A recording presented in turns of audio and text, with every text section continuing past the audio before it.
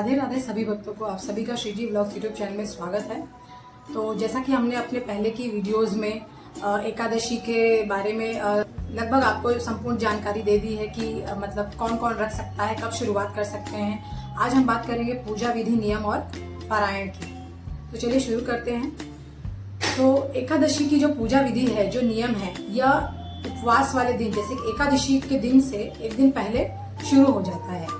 एकादशी के एक दिन पहले यानी कि दशमी तिथि जो होती है, उस दिन आपको सूर्यास्त के बाद भोजन नहीं करना है। आपको जो भी आपका लंच डिनर जो भी लेना है, आप सूर्यास्त के पहले ले सकते हैं। फिर भी अगर आपको लगता है कि नहीं हमें खाना है, हमें भूख लगी है, तो आप सूर्यास्त के बाद फ्रूट्स या वेजिटेबल सैलेड ले सकते हैं और दूध ले सकते हैं। और उसके बाद में रात को आपको ब्रश करके अच्छे से अपना मुंह साफ करके सोना है। वो इसलिए क्योंकि अगले दिन एकादशी के दिन आपको सूर्यास्त के पहले उठना है। सूर्यास्त के पहले उठकर आपको अपने मुंह में ऐसी कोई चीज, मतलब ऐसा कोई टूथपेस्ट नहीं डालना है जिसमें कि नमक मिला हो या तंबाकू मिला, जो मंजन होता है वो, इस प्रकार का कोई भी टूथपेस्ट आपको अपने मुंह में नहीं डालना है। आपको दातून भी अपने मुंह में नहीं डालनी है। और इसलिए आप अपना मुंह साफ करने के लिए शास्त्रों में ये कहा गया है कि अपना एकादशी के दिन आपको 12 बार कुल्ला करना है, मतलब गार्गल करना है, जिससे कि आपका मुंह साफ हो जाएगा। उसके बाद आपको स्नान करना है। स्नान ध्यान करने के बाद में आपको पीले वस्त्र हो सके इसमें, तो एकादशी के व्रत में आप पीली चीजों का उपयोग करें। आपको पीले वस्त्र धारण करने हैं। पीले वस्त्र धारण करने के बाद आपको पूजा स्थल पर आना है। पूजा स्थल को साफ सुथरा करना है। भगवान का पंचामृत से अभिषेक करना है। पंचामृत से अभिषेक करने के बाद उनकी चंदन, रोली, फूल, फल, धूप, दीप, नैवेद्य आदि से उनका पूजन करना है विधिवत। पूजन में पीले फूल का उपयोग करें। हो सके तो जो आप भोग लगाएं, अगर आप मिठाई भोग लगाते हैं या आप मेवे या मखाने की खीर बनाते हैं, तो वो उसमें केसर डाल दें। और मिठाई अगर है तो पीली मिठाई का भोग उन्हें लगाएं। भोग लगाने के बाद आपको अगर हो सके तो आप तुलसी अर्चन उस दिन करें। तुलसी अर्चन का विशेष महत्व है। मंजरी चढ़ाने से भगवान बहुत ही अधिक प्रसन्न होते हैं। तो अगर हो सकता है तो आप इसमें पूजन में मंजरी का उपयोग करें। भगवान के चरणों में मंजरी अर्पित करें। पूजन करने के बाद आपको इस दिन एकादशी की कथा और महात्म सुनना है, या अगर आपके पास उसकी पुस्तक है तो आपको एकादशी की कथा और महात्म पढ़नी है। इतना सब कुछ होने के बाद आपको एकादशी की और भगवान श्री हरि विष्णु की आरती भी करनी है। व्रत को शुरू करने से, पूजा शुरू जैसे ही आपने सब कुछ पूजा अर्चना वंदना कर ली, कथा पढ़ने से पहले आपको संकल्प लेना है व्रत का, कि अपना नाम हाथ में, जैसे हमें चावल एकादशी के व्रत में वर्जित कहा गया है, तो चावल ना लें, आप सफेद तिल, फूल और थोड़ा सा जल लेकर व्रत का संकल्प लें। आप संकल्प लेते समय आप सिंपली जो एक आप संकल्प ले सकते हैं, आप अपना नाम, अपना गोत्र और स्थान बोलकर आप जैसे व्रत रहना चाहते हैं, अगर आप निराहार रहना चाहते हैं या फिर अगर आप एक टाइम फलाहार का नियम लेते हैं, तो वो कहकर आप व्रत का संकल्प लें।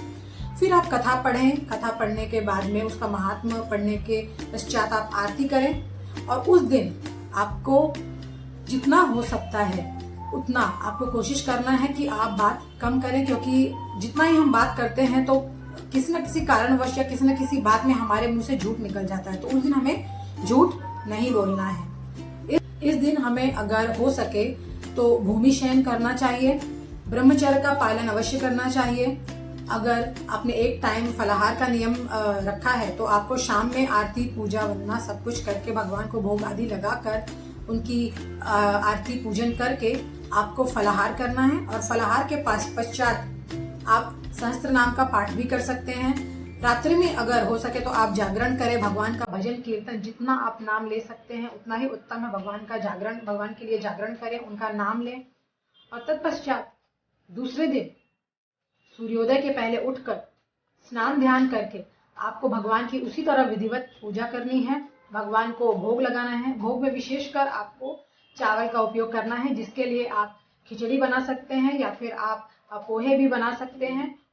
भगवान को उसका भोग अर्पित करें और फिर वही भोग स्वयं आपको खाना है। पर भोग खाने के पहले आपको ब्राह्मणों को भोजन करवाना है। अगर आप ब्राह्मणों के भोजन की व्यवस्था नहीं कर पाते हैं तो आपको सीधा निकालना है। सीधा में चावल विशेषकर होना चाहिए। सीधा निकालकर आप उसे मंदिर भिजवा सकते हैं। अगर यदि वो भी संभव ना हो तो आप ब्राह्मणों, जितने भी ब्राह्मणों को आप भोजन करवाना चाहते हैं उसके अनुसार आप कुछ दक्षिणा निकाल दें और उस दक्षिणा को फिर आप मंदिर में दान कर दें। इसके पश्चात पारायण का जो भी समय दिया होता है, शुभ मुहूर्त, हमारे वीडियो में आपको शुभ मुहूर्त हमेशा मिलता रहेगा, आगे भी हर एकादशी में। तो जो भी शुभ मुहूर्त है पारायण का, उसी शुभ मुहूर्त में आपको पारायण करना है। उसका भी बहुत ही विशेष नियम है, क्योंकि जैसे व्रत करने के नियम होते हैं वैसे ही पारायण का भी नियम है। जिस तरह आप व्रत कर रहे हैं विधि विधान के अनुसार, उसी तरह आपको शुभ मुहूर्त में पारायण करना बहुत ही आवश्यक है, तभी आपको व्रत के संपूर्ण फल की प्राप्ति होगी। अब जैसा कि मैंने कहा कि आपको इस दिन अन्न नहीं खाना चाहिए। अगर आप व्रत हैं, बहुत अच्छी बात है। अगर आपके घर में बच्चे हैं या और भी बुजुर्ग हैं तो उन्हें भी आपको अन्न नहीं देना चाहिए, इसके बदले आप कुछ और भी दे सकते हैं। पहले हम व्रत जो रख रहा है, व्रतधारी जो है, पहले उसकी बात कर लेते हैं। व्रत में अगर आपने एक टाइम, वैसे तो निराहार रहना चाहिए, लेकिन अगर आप निराहार नहीं रह सकते तो आप कुछ लोग जल पीकर भी रहते हैं, वो बहुत उत्तम है। जल पीकर, यदि ना हो पॉसिबल तो आप दूध पीकर रह सकते हैं, जिससे आपको पूर्ण फल की प्राप्ति होती है। यदि आप एक टाइम फलाहार करते हैं तो भी आपको आधे फल की प्राप्ति होती है, क्योंकि आजकल लोगों के लाइफ का शेड्यूल बहुत ही हेक्टिक है।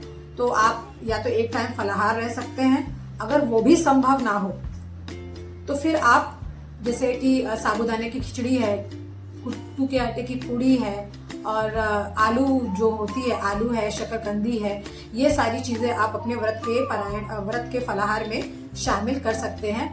लेकिन इसमें एक चीज आपको विशेष रूप से ध्यान रखनी है, अगर नमक के बिना संभव है व्रत करना तो आप बिना नमक के खाएं। सारे फ्रूट्स आप खा सकते हैं, जो ड्राई फ्रूट्स हैं वो खा सकते हैं आप, वो भी इस व्रत में बिल्कुल आप खा सकते हैं, ले सकते हैं उसको, ड्राई फ्रूट्स को भी।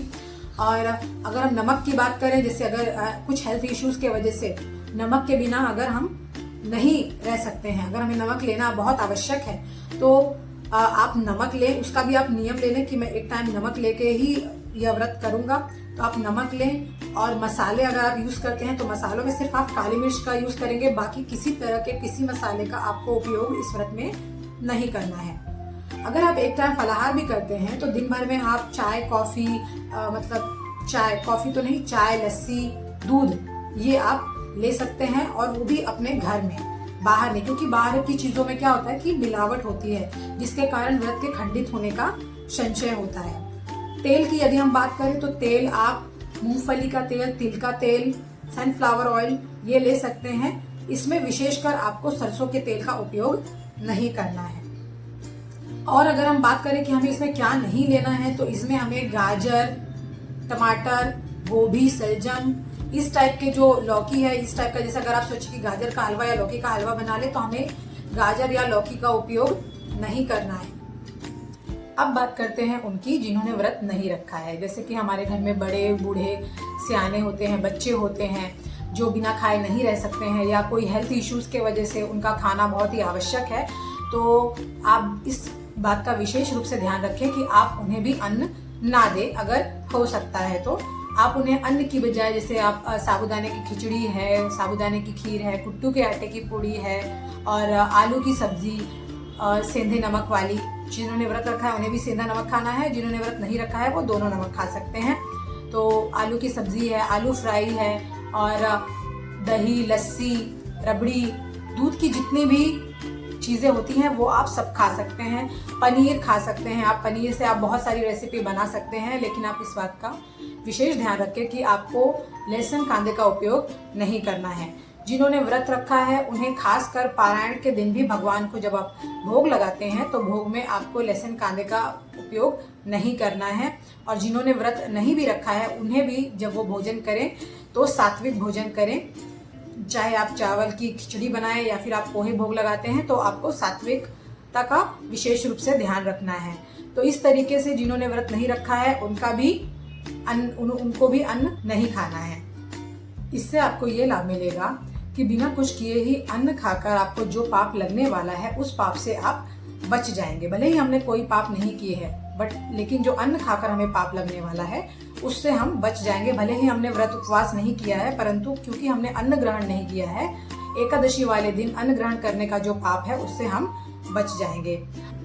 अगर हम बात करें उन लोगों की, जैसे कि अगर आप बाहर जा रहे हैं, आप जॉब करते हैं, तो इसमें विशेषकर जो भी आपको खाना है वो आप घर से ही लेके जाएं। जैसे कि घर में ही आप चाय है, दूध, लस्सी या जो भी आपने नियम लिया है आप वो घर से ही लेकर जाएं। जूस वगैरह आप घर का ही बनाया हुआ पिए, बाहर की कोई भी चीजें आप ना खाएं। इस दिन विशेषकर आपको दूसरे के घर में भोजन नहीं करना चाहिए। दूसरे के घर का कुछ भी आपको, चाहे वो फलाहार हो या कुछ भी हो, आपको दूसरे के घर का नहीं लेना चाहिए। इससे क्या होता है कि आपके जो व्रत का पुण्य फल होता है वो उस व्यक्ति को प्राप्त हो जाता है। तो आपको दूसरे के घर का कुछ नहीं लेना है।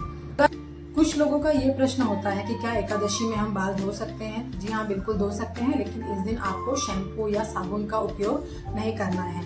आपको अपने बाल शैम्पू या साबुन से एक दिन पहले धो लेना है और जिस दिन एकादशी होगी उस दिन आपको सिर्फ सिर में पानी डालकर धो लेना है। एकादशी वाले दिन विशेषकर हमें अपने बाल कटवाने नहीं चाहिए, नाखून नहीं काटने चाहिए, शैम्पू या साबुन से बाल धोने नहीं चाहिए। इसका निषेध माना गया है।